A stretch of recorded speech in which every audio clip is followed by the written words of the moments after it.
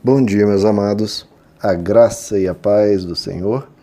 Hoje vamos estudar o Evangelho segundo João, capítulo 11, verso 33, que diz: Ao ver chorando Maria e os judeus que acompanhavam, Jesus agitou-se no espírito e perturbou-se. Bom, queridos, aqui Jesus se depara, com uma grande amiga, que era Maria, irmã de Lázaro. Além disso, uma quantidade de pessoas razoável que estavam seguindo Maria porque achavam que ela estava indo ao sepulcro, ao local onde Lázaro havia sido sepultado, para ali ter o seu período de choro. Bom, o que acontece, queridos, com o coração de Deus, ao se deparar com o sofrimento humano, ao se deparar com a dor humana, quando ele vê a mim ou a você em choro, em pranto, em luto? Quer dizer, o que fica bem claro, queridos, é que isso agita o próprio Deus. Isso move as entranhas do próprio Deus. O coração de Deus se condói por nós ao ver a dor humana, o sofrimento humano.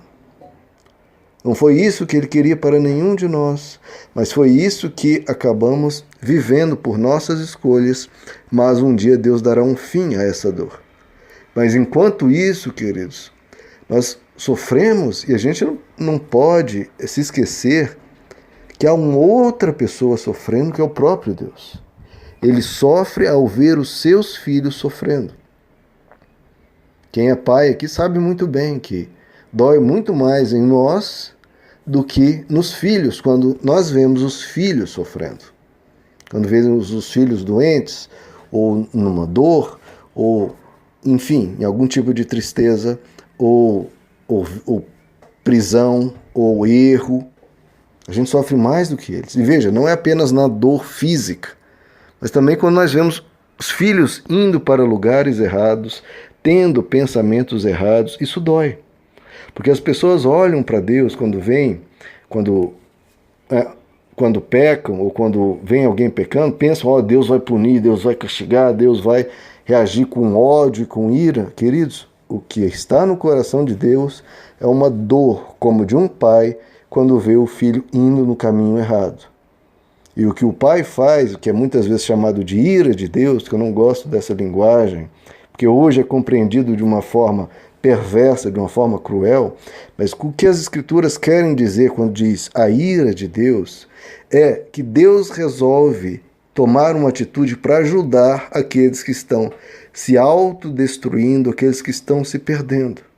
Por quê? Porque o espírito dele se agita, ele se condói ao ver que nós estamos destruindo a nós mesmos, que nós estamos indo para um caminho de maldade, o qual as pessoas ao redor serão feridas e nós vamos nos ferir. Porque, querido, Deus não é atingido. Deus não carece de nada. Ele vê o que está acontecendo conosco e ele se preocupa. Ele se agita no seu interior e se preocupa com a dor física, com a dor na alma, com a dor que virá por causa de escolhas erradas. Ele se condói. Ou seja, Deus, ele se preocupa. Em Marcos capítulo 3, diz que Jesus, vendo a maldade humana, quando ele curou a mão ressequida de um homem, vendo que as pessoas queriam matá-lo, porque ele fez essa cura no sábado, e os judeus não aceitavam isso, diz que ele se condoeu da dureza dos seus corações. A mesma linguagem desse verso, ele se condoeu. Por que, queridos? Quando ele nos vê com o coração duro, ele tem preocupação, ele se condói e quer transformar-nos. O que a gente vê em Deus, queridos, é que ele tem uma simpatia, ele se preocupa com a nossa aflição. No jovem rico, por exemplo, e é questão de novo do coração duro, quando ele pergunta a Jesus, o que eu faço para herdar a vida eterna? Jesus diz, vai e guarda os mandamentos. E o jovem rico responde, mas tudo isso eu tenho feito. E aí Jesus diz, então, se você quer realmente guardar o seu coração da avareza, da escravidão, das riquezas, vai, vende tudo que tem e me segue. Vem caminhar comigo. E aí ele abandona e diz, não, isso eu não posso e tudo. E aí diz que Jesus olhou para ele com amor. Não olhou com ira, com raiva, com desejo de destruir a pessoa, que é a visão que muitos têm. Que esse Deus parece mais o diabo do que com Jesus.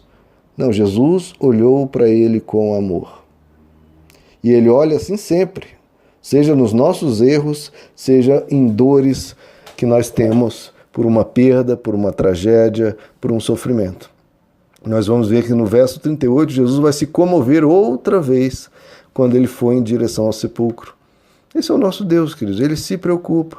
Ele, ao estar entrando em Jerusalém, na sua última semana de vida, sabendo que seria rejeitado, que seria humilhado, que seria xingado, que seria espancado, que seria abandonado pelos seus e traído, e que seria crucificado. O que Jesus diz diante de Jerusalém? Ele diz, Jerusalém, você será destruída. Jerusalém, eu tenho ódio por você. Que seria destruída, ele até falou posteriormente, porque era um fato que ocorreria. Pelas decisões más que eles estavam cometendo, viria as consequências. Mas Jesus não fala de ódio. O que ele diz? Jerusalém, Jerusalém, você que mata os profetas. Quantas vezes eu quis colocar você sob as minhas asas, como uma galinha faz com seus pintinhos. Eu quero te proteger, eu quero cuidar de você.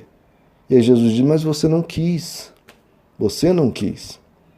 Então esse é o olhar de Deus para até com o impenitente, até para com o perverso, até para com o cruel, até para aqueles que matam profetas.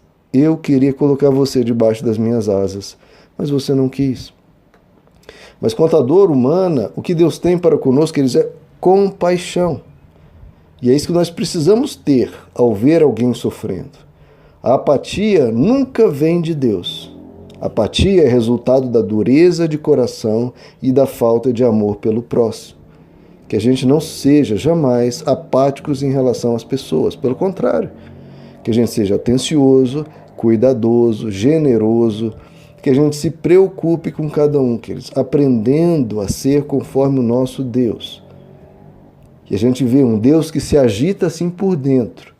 É um Deus que jamais se recusa a consolar os abatidos.